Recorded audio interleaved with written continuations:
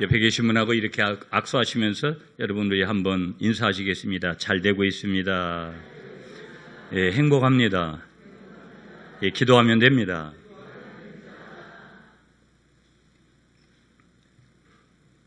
작년에 이제 이스라엘에 성지순 내려가서 예수님께서 오늘 말씀이 이제 산상에서 설교하신 그런 내용이고 그 핵심이 8가지의 복을 말씀하시는 팔복에 대한 내용이거든요.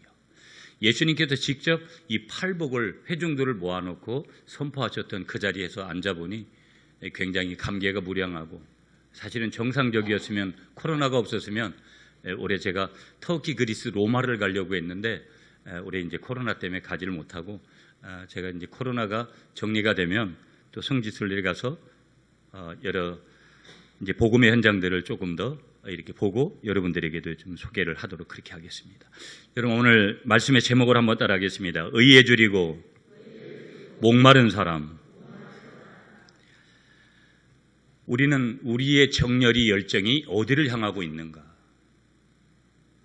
내 인생의 열정과 정열을 쏟고 있는 그곳의 현장은 어디인가? 예수님께서 팔복의 4번째 복을 선언하시는데 그 팔복의 4번째로 선언하는 복의 내용이 뭐냐? 의에 줄이고 목마른 사람들이에요. 복수입니다. 어떤 한 사람이 아니라 거기에 속한 모든 사람들을 말씀하세요. 자, 이 말씀을 이렇게 한번 우리가 들으셔야 돼요, 여러분. 누가 복 있는 사람이냐? 이건 세상의 기준이 아닙니다. 신앙 안에서 하나님의 말씀이에요. 예수님의 말씀인데 누가 복 있는 사람이냐? 그리고 이렇게 질문하시는 거예요. 야, 너 누가 행복한 사람인 줄 아니? 누가 행복한 사람이냐? 여러분, 여기 이렇게 말씀하시는 게 오늘 말씀이 복 있다. 그 복 있는 사람이 누구냐? 의에 줄이고 목마른 사람들이다. 그럼 왜 그 사람이 복이 있는 것이냐? 이는 그들이 배부르게 될 것이기 때문이다. 이런 말씀이에요. 그러면 여기서 복이 있다 이 말은 헬라어로다 마카리오스라는 단어를 써서 복이 있다 이 말보다는 다른 말로 표현하면 행복하다 이런 말이다. 행복하다. 누가 행복하냐?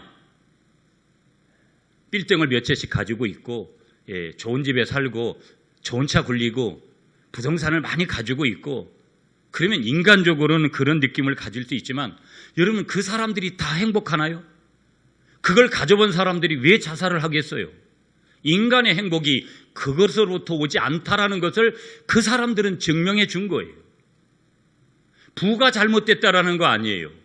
그렇게 사는 것이 잘못됐다라는 거 아니에요. 그러나 그렇게 산다고 해서 인간의 행복이 거기에서 주어지는 것 아니고 인간의 복이 거기서부터 주어지는 것은 아니다라는 것을 우리에게 말씀하고 있는 내용이죠. 자, 그렇다면 오늘 마태복음 5장 6절 본문에 의에 줄이고 목마른 자는 복이 있나니 그들이 배부를 것이다. 이 말씀은요, 매우 강렬한 열망이에요. 여러분, 오늘 우리가 배부르는 것뿐만 아니라 그 배부름을 자랑하고 싶은 우리의 열망들이 얼마나 큰지 몰라요. 그것이 명예욕으로 오는 것이든 어떤 욕구로 우리에게 주어지는 것이든 오늘 예수님께서 말씀하고 있는 내용들도 가만히 보면 강렬한 그런 열망을 가진 거고 정열적인 것을 지금 추구하라는 것이고 우리 속에 열정의 힘, 비전하고는 조금 다른 것이지만 야망을 말하고 있어요. 야망. 여러분, 성경에는요, 잘못된 곳에 줄여 있던 사람들이 꽤 많거든요. 여기 의에 줄이고 목이 말라야 된다 그러는데 성경에는 잘못된 곳에 줄이고 목마른 사람들이 굉장히 많아요. 그 대표적인 그런 하나를 들자면 루시퍼예요. 천사 루시퍼. 이사야 14장에 가면 이 천사 루시퍼가 결국은 하나님 같이 되고자 하는 그 마음이 되어져서 결국은 타락해서 악한 영이 되어지죠. 귀신이 되어버리는 거예요.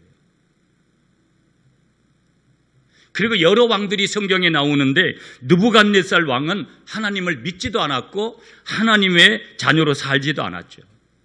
성경에 여러분 부자가 나오는데 그 부자를 성경은 뭐라고 얘기하냐? 어리석은 부자다.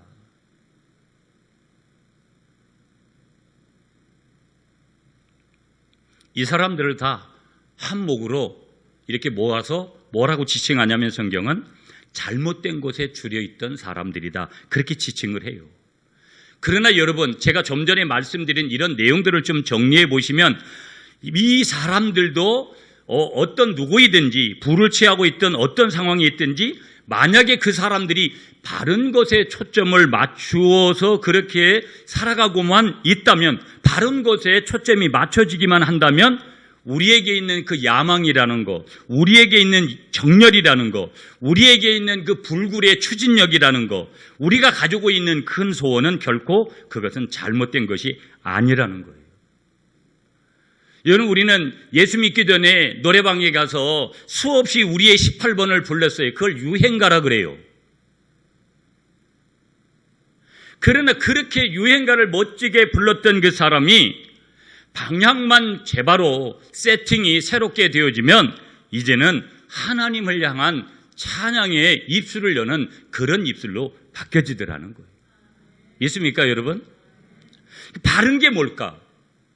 옳은 게 뭘까? 이런 것들을 인생을 살면서 우리가 심각하게 고민을 해야 되는데, 많은 양을 취하고 많은 것을 취한다 하더라도 우리 인생은 하나님 앞에 정해져 있는 거예요.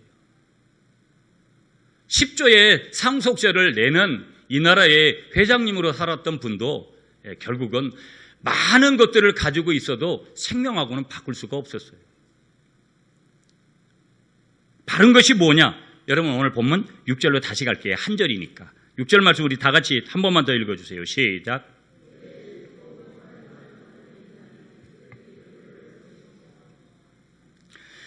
자, 의에 줄이고 목마른 자는 복이 있다. 여러분, 이거 굉장히 강한 표현이거든요. 가만히 보시면 여러분, 우리가 인생을 살면서요, 우리에게 필요한 것들이 참 많아요. 그런데 우리 인생에서 가장 중요한 것은 음식이에요. 음식 못 먹으면 아무리 다른 거 많이 가지고 있어도 의미가 없어요. 그런데 음식도 중요하지만 또 중요한 게 뭐냐면 물이 필요해요. 물 못 먹으면 오래 못 가요. 여러분, 어떤 데이터를 이렇게 보시면 처음 이제 엄마 뱃속에서 아직 태어나지 않은 태아는 97%가 인체의 몸의 97%가 물이라는 거예요. 신생아 있죠. 엄마 뱃속에서 이제 태어납니다. 신생아로 태어나면 몸의 77%가 물이라는 거예요. 어린아이들이 있죠. 어린아이 때는 70%가 물이고요. 어른이 되면 60%가 물이고, 노인이 되시면 물이 절반으로 50%밖에 없다라는 거예요. 결국은 뭐냐? 여러분, 가만히 생각해 보면 여러 질병 때문에 죽지만 결국은 뭐예요? 우리가 나이를 드시면 내 몸 안에 물이 풍부해야 되는데, 여러분, 물이 절반밖에 그렇게 있지를 못해서 결국은 죽게 되더라는 거예요. 굉장히 중요한 얘기입니다. 그래서 나이를 드실수록 여러분, 인위적으로라도 물을 좀 충분히 드시는 것은 굉장히 중요한 거예요. 우리가 예방적인 차원에서도 매우 중요한 것이죠. 자, 보세요, 여러분. 우리의 육체적인 생명이 음식과 물에 달려 있는 거예요. 굉장히 중요해요, 여러분. 그렇게 있듯이 우리의 영적인 생명은 의에 달려 있다. 이게 예수님의 말씀이에요. 하나님의 원리고 하나님의 방법이에요.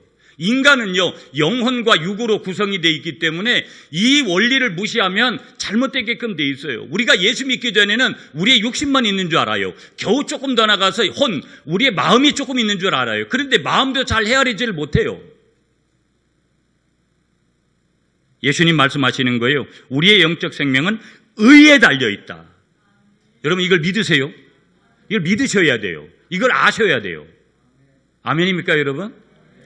자, 조금 더 우리가 보도록 그렇게 하죠. 배고픔과 목마름에 대해서 말씀하셨어요. 줄이고 목마른 것을 말씀하시는데, 이 줄이고 목마른다라는 것은 우리 인간의 가장 기본적인 욕구예요. 그러면서 동시에 가장 강력한 욕구가 되는 것이 그런 건데, 어느 정도로 우리가 여러분 인생을 살아보면서 여러분 배고파 보셨어요? 어느 정도로 우리가 여러분 목말라 보셨는지 모르겠어요. 여러분, 가만히 말씀을 이렇게 제가 준비하면서 여러분 한 3일 동안만 금식을 해보면 우리가 알아요. 3일 금식이 참 기본적인 거 굉장히 어렵거든요. 그러면 3일 동안 금식하는 동안에 여러분 온 머릿속에 먹을 것만 이렇게 상상이 되고 먹을 것만 느껴져요.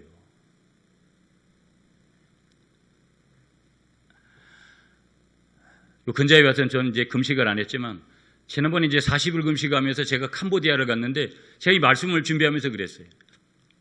내가 어떻게 40일 금식을 하면서 캄보디아를 갔는지, 그 더운 지방에 가서 그렇게 있었는지, 이거는 약간 좀 미스테리다. 저도 어떻게 보면 정신이 없는 사람이고, 그런데 한 가지 고백할 수 있는 것은 제가 무슨 대단한 사람이 아니고 그때는 분명히 하나님이 은혜를 주셨구나.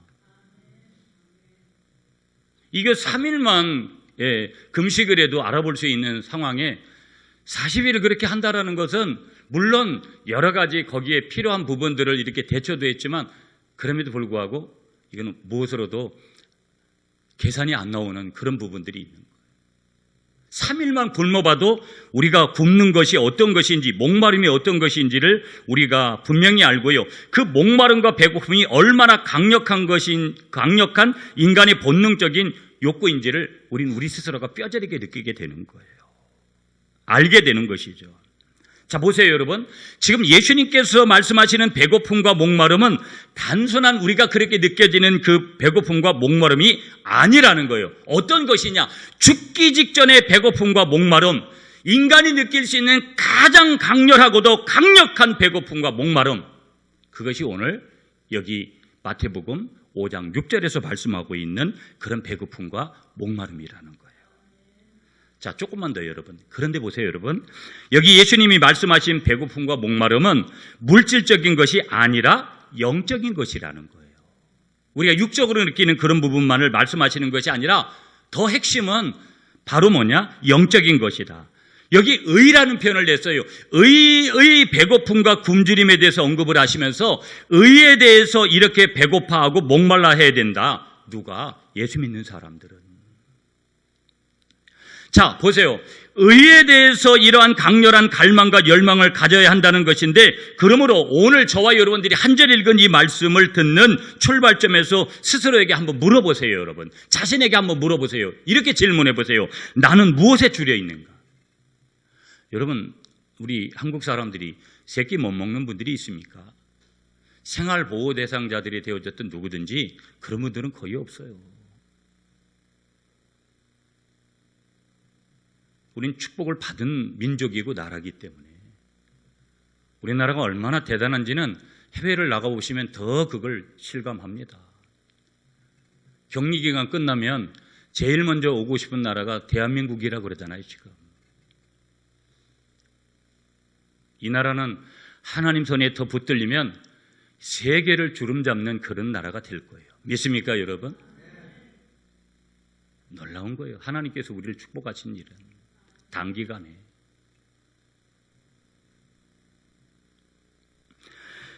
나는 무엇에 줄여 있는가? 권력인가, 명예인가, 아니면 재산인가, 쾌락인가? 나는 분명히 참된 근원을 찾고 있는 하나님의 사람인가? 그러면서 도대체 우리가 이렇게 강력하게 갈망해야 될 의라는 것이 도대체 뭐냐? 이 질문 앞에서 우리는 두 번째 질문으로 넘어가야 될 게 뭐냐? 의가 도대체 뭐냐? 여기에 대한 설명을 좀 드리도록 하겠습니다. 자, 여러분, 오늘 본문 짧은 한 구절이에요. 의는 지금 마태복음 5장 6절은 예수님께서 산상에서 말씀하신 산상설교에서 이 용어가 처음으로 등장을 해요. 의라는 이 단어가. 이 용어는 이 마태복음이라는 이 하나님의 복음서의 중심 주제어 같은 것이 의예요. 그렇다면 이 의는 하나님께서 주시는, 조금 어려운 단어를 써서 죄송한데, 종말론적인 선물이에요. 여기 다시 보세요, 여러분. 오늘 본문에 말씀하고 있는 의에 줄이고 목마른 사람은 누구를 지칭하는 거냐면 의를 간절히 구하는 사람이거든요. 그럼 여러분, 아직까지 여러분의 머릿속이나 여러분의 가슴속에 이해도가 조금 덜 됐어요. 그럼 한마디로 의는 뭐냐? 하나님이 주시는 선물이라는 거. 이건 인간이 만들 수 없는 거예요. 여기 성경에서 말씀하고 있는 의는 절대 인간이 만들 수 없는 것이 아니라 하나님의 기프트, 선물이라는 거예요. 선물인데, 그러나 그 의는 단순한 선물이 아니라는 거예요. 어떤 선물이냐? 선물을 받은 사람에게 의에 부합되는 행동과 삶을 요구하신다는 것이 중요한 거예요. 하나님이 선물을 누군가에 주셨어요. 그런데 선물만 주신 것이 아니라 너 선물을 받은 사람답게, 예수님의 사람답게, 하나님의 사람답게, 예수를 믿는 사람답게 너는 행동이나 삶에서 그렇게 살아야 된다. 그걸 요구하시는 것이 뭐라는 거예요? 의라는 거예요. 지금 말씀하고 있는. 그럼 예수를 잘 믿는 사람들은요, 이번에 코로나19 상황 속에서도 그렇게 얘기했잖아요. 왜 갔다가 정부에서 지금 코로나가 이렇게 많이 힘들어져서 모이지 말라고 하는데도 왜 모일까? 여러분, 그 사람들은요, 좌익이고 우익이고 좌파냐 우파냐 그런 데에서 매여서 있는 사람들이 아니에요. 이유는 다른 데 있는 게 아니라 이런 하나님의 의를 깨달았기 때문에 그 사람들은 예배와 모임을 목숨과도 바꾸려고 하는 거예요. 믿습니까, 여러분? 그러면 또 다른 측면에서는 이 의라는 것은 뭐냐면 규범대로 사는 건데, 무슨 여기서의 규범은 하나님의 말씀을 얘기하는 거예요. 하나님의 말씀대로 사는 것, 하나님의 법에 일치하는 마음, 하나님의 법에 일치하는 인격, 하나님의 그런 법에 일치하는 삶이 완벽하신 의인이신 그리스도를 닮는 것. 한마디로 표현하면 여러분 다 떼내고 나 예수님 닮고 싶습니다. 그게 의라는 거예요. 의에 줄이고 목마른 사람이라는 거예요. 그러니까 오늘 여기 마태복음 5장 6절에서 말씀하고 있는 의는 의롭다는 거예요. 우리가 예수를 믿어서 의롭게 됐어요. 믿습니까, 여러분? 이게 굉장히 중요한 거예요. 그래서 우리 예수 믿는 사람들은 코로나가 오든 뭐하든 누려야 돼요. 왜? 아버지 잘 만나서. 아버지 잘 만난 것 때문에 내가 집안을 잘못 나든 가난하든 병들었든 어떤 상황에 있어도 우리가 누려야 되는 거예요. 아멘이시죠? 그러나 누리는 것만 말씀하시지 않았어요. 책임을 지라는 거예요. 무슨 얘기냐? 의롭게 사는 것이 중요하다. 의롭게 됐으면 의로운 자답게 사는 것을 주님께서 요구하시는 내용이에요. 믿습니까, 여러분?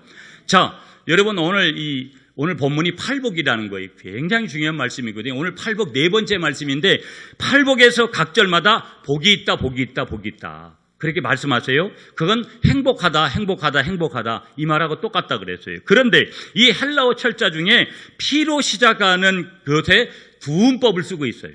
학문적인 용어를 써서 좀 죄송한데요. 무슨 얘기냐? 한마디로 말하면 여기 지금 이 팔복의 네 번째 말씀은 양식으로 보면 굉장히 시적으로 이렇게 서술한 거예요. 팔복을 보면 굉장히 시적인 거예요. 그런데 내용적으로 보면 두음법으로 표현된 사람들이 누구냐면 어떤 사람들이냐면요, 하나님을 전적으로 의지하는 사람이라는 거예요. 그러면 의롭게 사는 사람들, 여러분 우리 예수 믿는 사람들하고 예수 믿지 않는 사람들하고 외형적으로는 별반 차이가 있습니까? 외형적으로는 우리 예수 믿는 사람들이 더 어려움을 당할 수 있어요. 저는 제가 직장 생활할 때 보고 그러니까 예수 안 믿는 분들이 더 바르고 윤리적이고 도덕적이고, 제가 교회 안에서 보면 엉뚱하게 그렇게 살아가는 분들 굉장히 많아요. 그러나 내 성격과 기질과 그런 것이 어떠하든지 간에 상관없이 하나님을 전적으로 의지하는 그 사람이 누구라는 거예요? 행복한 사람이고 복 있는 사람이라는 거예요. 여러분, 저는 뭐 성격적으로 기질적으로 여러분한테 뭘 대단히 내세울 만한 사람이 못 돼요. 뭐 여러분들도 보면 성격적으로 기질적으로 굉장히 좋은 사람들이냐, 저는 그렇게 평가하지 않아요. 그저 우리는 하나님을 전적으로 의지하는 사람들이기 때문에 아버지 잘 만난 것 때문에 저와 여러분들이 지금 누리고 살고 있는 줄 믿습니다. 이게 믿음이에요. 자, 계속해서 여러분, 예수님의 산상설교 중에 의라는 말이 5번 정도 나오는데요, 의는 산상설교 전체에서 두 종류로 구별이 되는 거예요. 여러분 이거 잘 이해하셔야 돼요. 의의 주체가 누구인가 따라서 두 가지, 즉 하나님의 의하고 그 다음에 한 가지 사람의 의로 나누어지는데요, 의라는 단어의 주어가 하나님이냐 사람이냐에 따라서 뜻이 둘로 나누어지는데, 의의 주체가 먼저 하나님이 될 때, 의의 주체가 하나님이 될 때 이 하나님의 의는 반드시 저와 여러분들을 향하는데 죄인들을 향한 하나님의 심판이기도 해요. 참 어려울 수도 있는데 여러분 조금 이해하셔야 돼요. 또 그러면서 죄인들을 향한 구원의 행동이기도 한 거예요. 그러니까 여기는 우리가 의롭게 되는 것은 하나님의 은혜로 주어지는 것이냐, 구원의 은혜로 주어진 거잖아요. 믿습니까, 여러분? 그렇다면 조금 더 설명할게요. 이런 의미로 저와 여러분들이 보신다면 의는 하나님의 구원의 행동의 결과로 주어지는 거예요. 그러니까 내가 한 거 없어요. 내가 구원받는데 뭘 했어요, 여러분? 나 교회 나왔지 않느냐? 그 다 여러분 여기 이 자리에 오신 건 하나님의 은혜 때문에 오셨지 교회 문턱 아무나 못 넘습니다. 교회 문턱을 아무나 못 넘어요, 절대. 나 교회 안 간다 그러시죠? 죄송한 얘기인데 많은 분들은 교회를 못 오시는 거예요. 여러분 보세요. 우리가 예수 믿는 분들이 다 이제 절로 갔다 오셨잖아요. 우리가 절에 가면 절에 쉽게 이렇게 들어가지던가요? 영의 세계가 틀려요. 영의 세계가 틀리다고요. 내가 안 들어가는 거다 그렇게 표현하지만 안 들어가는 게 아니에요. 못 들어간다라는 표현이 더 훨씬 더 정확한 표현이라는 거예요. 굉장히 중요한 말씀인데 그렇기 때문에 이런 의미에서 하나님이 성도들에게 주어지는 칭의라는 거예요. 칭의. 신학적인 용어인데 여러분 이해하죠? 이 칭의라는 것이 뭐냐? 하나님의 은혜로 죄인이 구원받은 것을 말할 때 칭이라고 말하는 거예요. 근데 이신칭이라는 결이 많이 됐잖아요. 믿음으로 우리가 하나님의 은혜로 우리가 구원을 받게 되어졌다는 결이잖아요. 굉장히 중요한 거거든요. 우리 기독교에서요. 자, 이런 의미를 우리가 닮으면서 의에 대한 목마름과 주림은 칭의가 의미하는 바하고 마찬가지로 하나님의 은혜에 대한 목마름이라는 거예요. 하나님의 은혜에 대한 목마름. 그러면서 또 하나님의 사랑에 대한 목마름이라는 거예요. 그러면 이 하나님의 의는 자기 의하고 틀려요.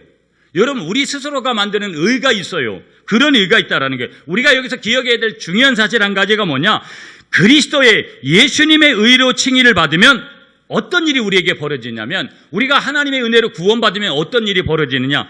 여러분 예전에는 우리가 마귀의 자녀였기 때문에 하나님하고 적대적인 관계였어요. 그런데 우리가 이런 칭의의 그런 은혜를 우리가 받게 되어지면 적대 관계에 있던 하나님하고 저와 여러분들이 화해 관계로 완전히 바뀌어지는 선언의 말씀이에요. 저와 여러분들이 지금 자랑하고 뿌듯하고 누리며 살 수 있는 비결은 옛날에 하나님하고 적이었어요. 예수 믿기 전에는. 그런데 지금은 하나님과 화해자로 살기 때문에 하나님 백 하나 때문에 우리가 누리면서 살 수 있는 조건이 되는 거예요. 내가 서울대학 안 나와도 돼요. 스카이 출신 아니어도 돼요. 내가 무슨 100평짜리 아파트 안 살아도 돼요. 최고급 차 안 끌고 다녀도 돼요. 그 조건은 단 하나예요. 하나님이 나에게 칭의를 주셔서 그런 은혜를 주셔서 내가 구원받은 백성이 됐기 때문에 하나님하고 적이 아니라 하나님하고 화해자로 하나님을 아버지라고 아빠 아버지라고 우리가 부를 수 있는 줄 믿습니다. 이게 굉장히 은혜라는 거예요. 그럼 또 한 가지 의는 주어가 사람일 때가 있는 거예요. 그 주어가 사람일 때의 의는 인간의 윤리적인 행동, 윤리적인 책임이 되는데 여러분 지금 6절에서 말씀하고 있는 의는 그렇기 때문에 분명하게 아셔야 될 게 하나님의 은혜고 하나님의 의를 말씀하시는 줄 믿습니다.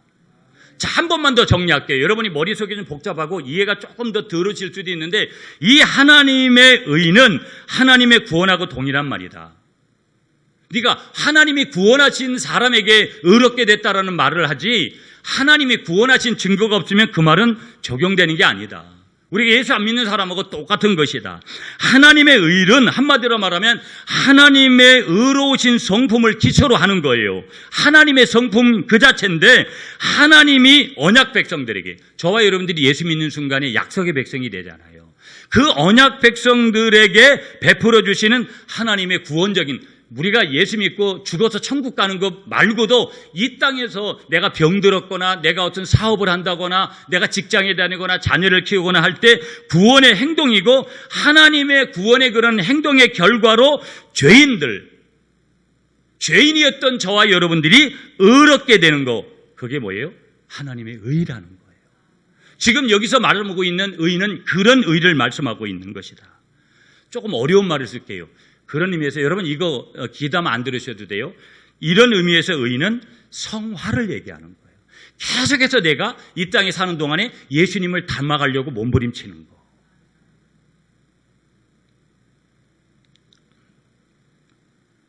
그렇다면 여러분 보세요. 의에 대한 주림과 목마름은 성화를 추구하는 그런 갈망일 것이다. 내가 예수님 닮고 살래요. 나 예수님처럼 살래요 하는 그런 갈망이라는 거예요. 그런 주림과 그런 목마름을 여기서 지금 말씀하고 있는 것이죠. 예수님 닮고 싶어하는 마음. 그 예수님 닮고 싶어하는 마음이 바로 뭐예요? 의에 줄이고 목마른 사람이 가지는 마음이라는 거예요. 여러분을 축복합니다. 이런 마음 가지시는 여러분이 되시기를 축복합니다. 자, 의에 줄이고 할 때 의라는 것을 말씀드렸어요. 그 다음에 우리가 풀어야 될 내용이 줄이고 목마른 자예요. 의가 이런 것이라면 이어서 우리가 살펴봐야 될 본문은 이 의에 대한 줄임과 목마름이 뭔지를 우리가 이해를 해야 되거든요. 자, 여기에 대한 설명을 드릴게요.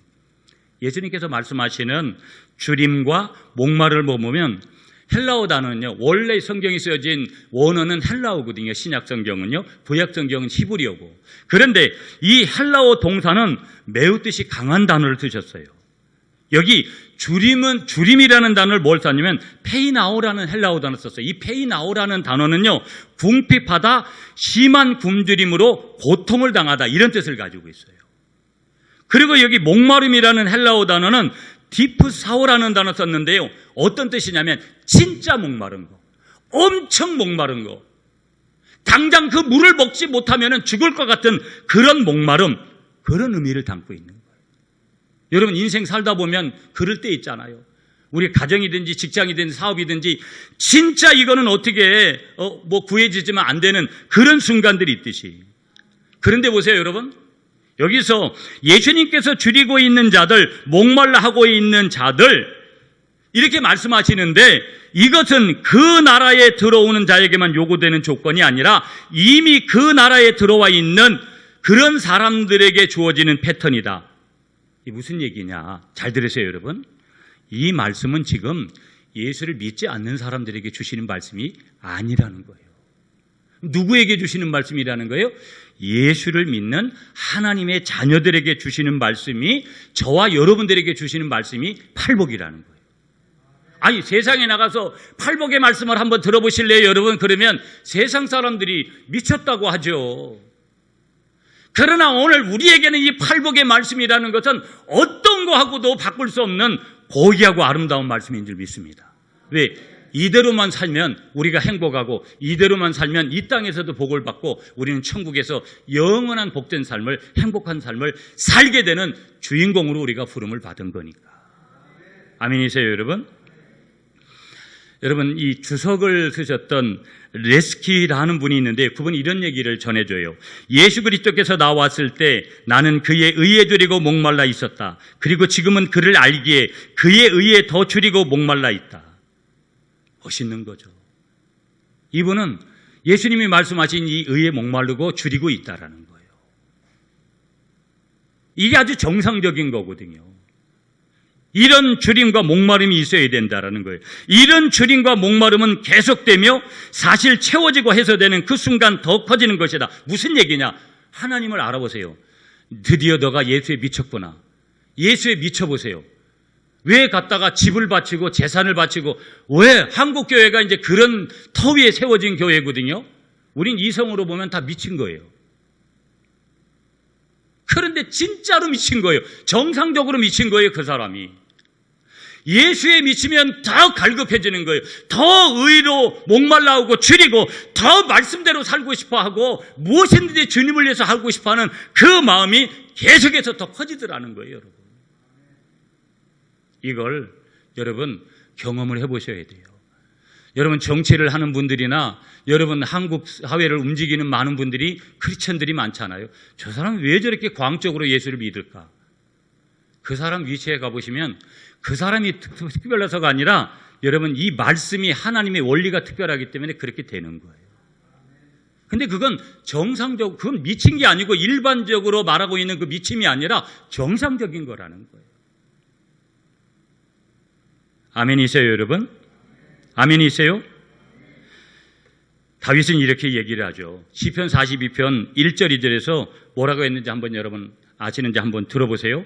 하나님이여 사슴이 시냇물을 찾기에 갈급함 같이 내 영혼이 주를 찾기에 갈급하나이다. 내 영혼이 하나님과 살아계신 하나님을 갈망하나니 내가 어느 때에 나가서 하나님을 얼굴을 배울까. 다윗이 이런 얘기를 해요. 여러분 저도 고향 가고 또 부모님 만나고 이런 것들이 늘 그리워지고, 고향은 한 번 갔다 와도 두 번을 가고 싶고 세 번을 가고 싶고, 만나고 싶은 사람은 한 번 만나도 또 만나고 싶고 또 만나고 싶고, 그런 갈망이 우리들에게 있잖아요. 다윗은 영적인 주림과 영적인 몸마름이 결코 줄어들지 않는다라고 지금 고백을 하고 있는데요. 이유가 뭘까요? 이 사람이 무슨 대단히 특별한 사람이기 때문에 그런가요? 그렇지 않아요. 그 나라의 참된 자녀에게는 이것이 생활 방식이다라는 거예요. 예수를 진짜로 믿게 되어지면 생활 방식이 달라지고요, 말하는 것이 달라지고요, 마음 쓰는 게 달라지고요, 돈 쓰는 게 달라지고요, 삶의 방향이 달라지고요, 삶의 목표점이 달라지는 거예요.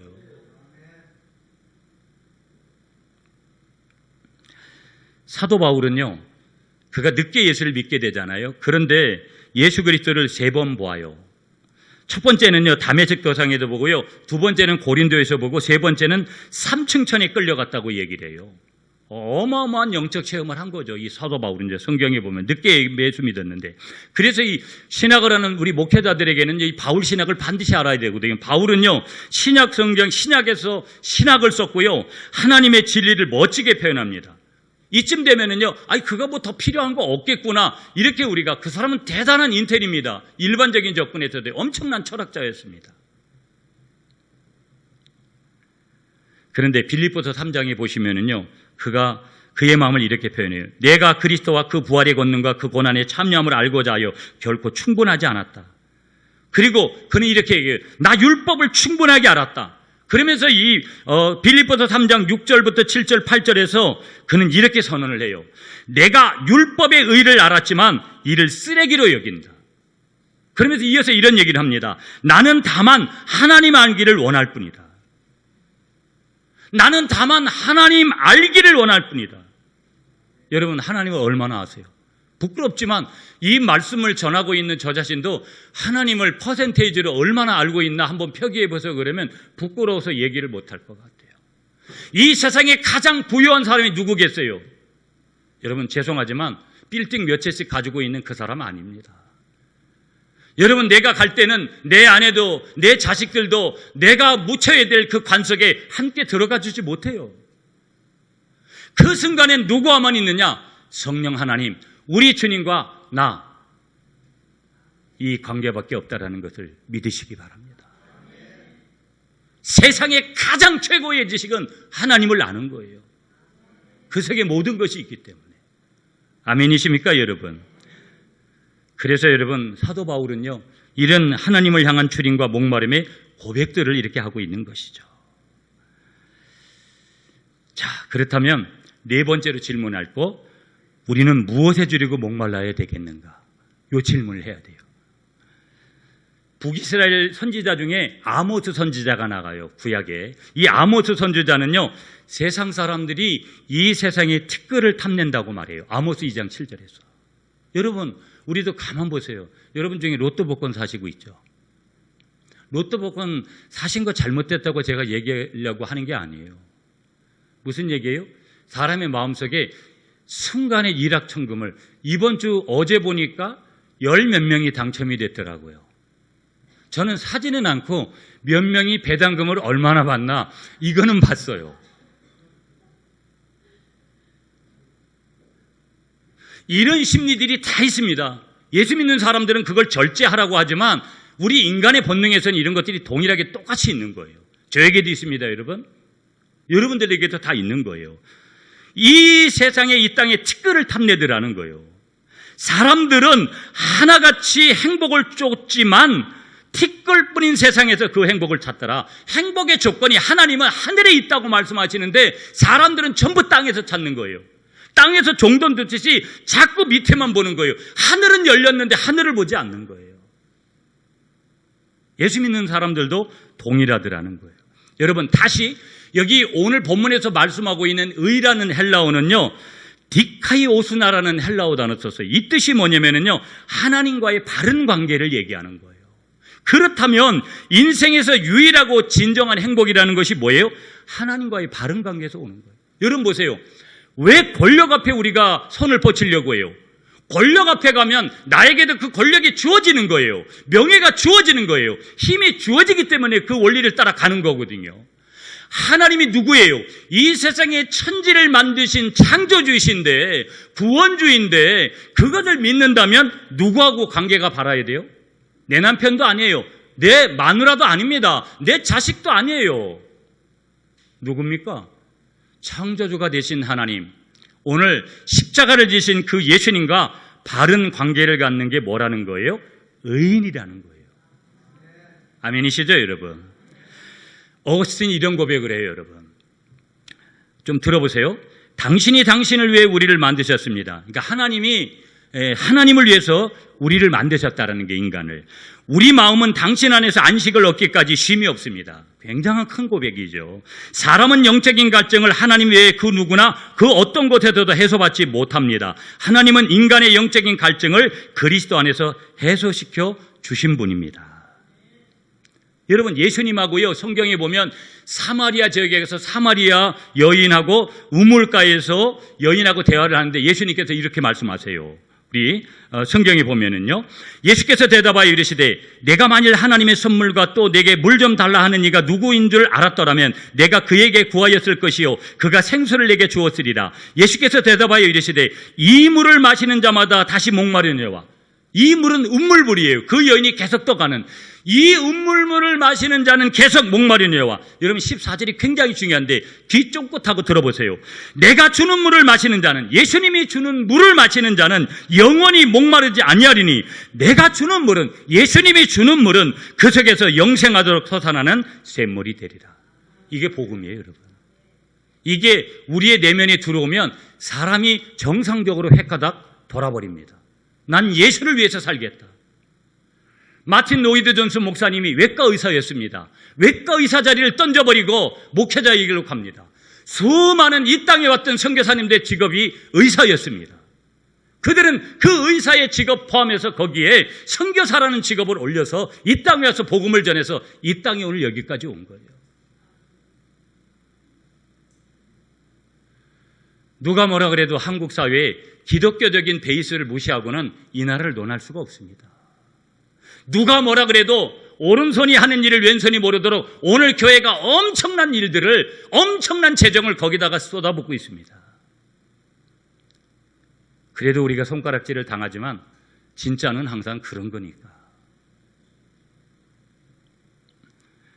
예수님 시대에 여러분 유대인들을 보면은요, 이들은 자신의 공로로 구원을 얻으려고 애를 썼어요. 자기 의로다가. 이들은 우리는 이미 의로 가득 차 있어 그렇게 말하고 있었는데, 그러나 예수님께서는 그들을 향해서 이렇게 말씀하셨어요. 너희 노력으로 얻을 수 없는 참된 의에 줄이고 목말라 하면서 완전히 쓰러지기 전에는 행복이 무엇인지 결코 너희들이 알지를 못할 거다. 행복은요, 절대 누구에게 주어지는 것이냐? 거룩한 자들에게 주어지는 것이라는 것을 믿으시는 여러분들이 되시기를 축복합니다. 바울은요, 항상 기뻐하라 그랬어요. 그런데 여러분 한번 생각해 보세요. 여러분 행복하십니까? 여러분 저에게 그런 단어를 말씀하시면 저는 행복하다고 감히 말할 수 있습니다. 이유가 뭔 줄 아세요? 저는 집 한 채 없습니다. 있는 집도 다 저기하고 여러 가지 상황들, 노후에 대한 대책도 확실하게 뭘 해놓은 게 없습니다. 그래도 왜 행복한 것이냐? 다른 거 없습니다. 어떤 상황이 되든 우리 하나님은 나를 여기까지 인도하셨고 앞으로도 인도에 가실 거라는 그 이유 하나 때문에. 그럼 반대로 저와 여러분들이 목사님 나는 행복하지 않습니다 라고 그렇게 고백을 한다면 여러분은 뭐예요? 증거가? 여러분은 적어도 거룩하지 않은 거예요. 거룩하지 않다. 어떻게 의에 줄이고 목마름이 생기는가? 여러분 잘 들으세요. 이 의에 줄이고 목마름은 예수 믿지 않는 사람들에게는 생기는 거 아니라는 거. 예수 믿는 우리들에게만 생기는 거라는 거. 이건 하나님의 은혜로 생기는 거기 때문에 그럼 나는 가만히 있으면 생기는 거냐? 그런 거 아니라는 거. 내가 노력해서 주어지는 것도 아니지만 그 은혜를 갈망하고 그 은혜대로 살려고 몸부림치는 자에게 주어지시는 하나님의 선물이라는 거. 질문해 보세요, 여러분. 나는 의에 줄이고 목마른 사람인가? 자, 이제 결과만 보고 짧게 보고 마칠게요. 자, 6절을 다시 보세요. 여러분이 6절을 다시 한번 읽으세요. 시작.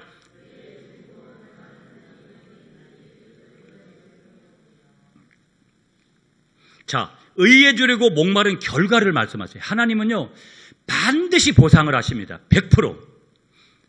그러니까 너 이번에는 좀 내가 미안한데 너 이렇게 했지만 내가 너에게 줄 게 없다 이렇게 말씀하시지 않아요. 반드시 하나님은 보상을 주시는 분이에요. 결과가 뭐예요? 그들이 배부를 거라는 거예요. 그들은 누구예요? 의에 줄이고 목마른 사람들이죠. 의에 줄이고 목마른 사람들이 뭐냐? 배부르게 될 것이다. 이 배부르게 되어진다라는 헬라어의 뜻은요, 만족하게 하다라는 그런 뜻을 가지고 있거든요. 그럼 이 원리가 중요하게, 복을 누가 주세요? 여러분, 우리 아셔야 돼요. 가빠이 간다고 주는 게 아닙니다. 복은 성경 분명히 말씀하세요. 하나님만 주시는 줄 믿습니다. 여러분, 그렇다면 이 단어는요, 동물에게 먹이를 잔뜩 주는 것을 묘사하는 거거든요. 여러분, 짐승에게도 먹을 것을 배불리게 풍부하게 줘보세요.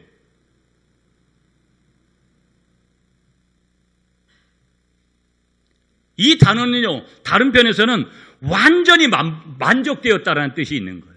우리는 지금 어떤 때는 불만족스러워서 어렵잖아요. 그런데 하나님이 배부르게 하시니까 완전히 만족을 하는 거예요. 한번 따라하겠습니다, 여러분. 하나님의 창고는 비는 법이 없고 하나님의 셉은 마르는 법이 없다. 믿으세요, 여러분? 믿으세요?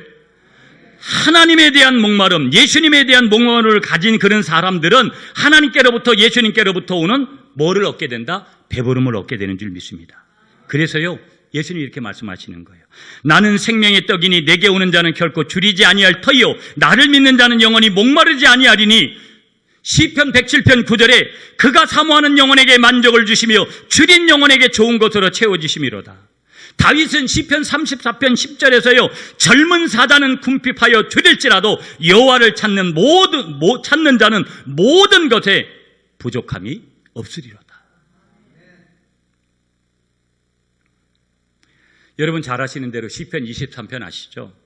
1절에서 뭐라요? 내게 부족함이 없으리로다. 그런데 5절에 가보면 뭐라고 고백을 해요? 마지막에 내 잔이 넘치나이다. 이 원리를 예수 믿고 여러분 경험하셔야 돼요. 여러분, 적어도 이 구미 갈릴리 교회 섬기고 여러분이 이런 은혜를 받고 인생을 좀 멋지게 사시다 가셔야 돼요. 이 한 번뿐인 인생을 가만히 보면 저도 이제 한 해가 다 가고 있잖아요. 야, 벌써 이 50대 중반이 꺾어지는 그런 방향으로 가고 있구나. 그럼 뭘 해야 되겠어요, 여러분? 세상의 원리로, 로또의 원리로는 성공하는 사람이 있어요. 로또에 당첨됩니다. 확률이 너무 떨어져요. 천국은 이제 더 이상 배고픔과 목마름이 없는 것이죠. 예수 그리스도 안에서 이 땅에도 그 하나님께서 주시는 천국을 누리시고, 저와 여러분들이 또 죽음을 맞이해서 우리가 천국에 가서도 영원한 천국을 항상 누리며 살아가시는 여러분들이 되시기를 축복하겠습니다.